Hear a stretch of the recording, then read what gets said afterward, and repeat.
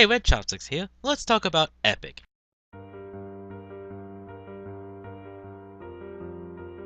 Based off the book Leafman and the Brave Good Bug, the movie Epic is about a girl who visits her father after her mom has died, but finds out that the father is completely obsessed with the fact that there are tiny little men living in the forest.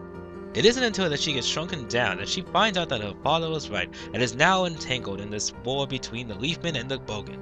So, is Epic worth calling itself that? Almost. Epic does try to do a lot of things with the film, but at some point or another they just stop, just getting the bare minimum, mostly with its characters. They give them great ideas and great moments, but then they just stop. For example, there's a snail that wants to join the Leafmen. Why? Well, we're never told why. Well, how about when our female lead is writing a deal with her obvious love interest? Both of them have lost parents, so you think this would be a great moment for the film to give them some good character development. Sadly though, nothing really happens out of it, and nothing really comes from it as well.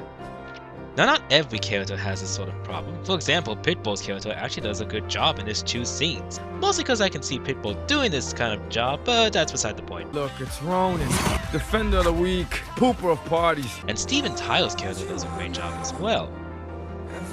He's sort of this keeper of the magic scrolls and a showman as well. He does a good job. The event is recorded in these scrolls. What about this? Yes. Visually and sound-wise, the film does a good job as well. All the actors do a great job, and the music is okay as well. Epic does also have some really great ideas visually. For example, the history of the forest.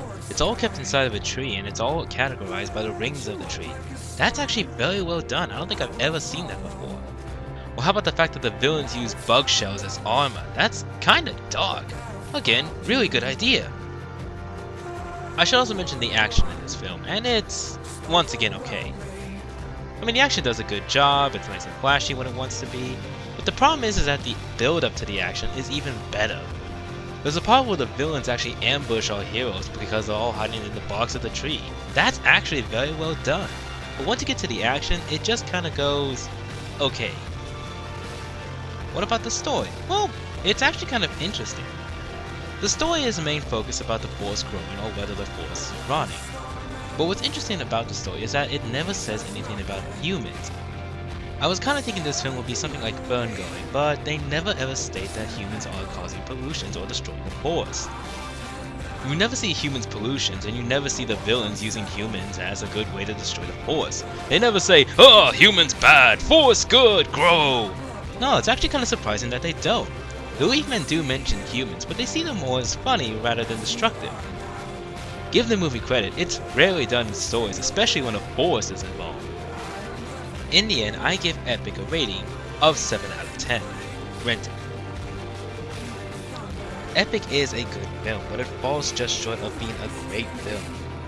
It's got simple actions and its characters are simple, but the visuals and the ideas are so great. But Epic just stops at a certain point just to be okay. Maybe it's because it's the title Epic that we gave it a little bit too much hype. If they changed it to something like the Leafmen or the Guardians of the Forest, maybe it could have been a little bit better. But when this comes out in DVD, I'd say make this a rental title, but a good rental title.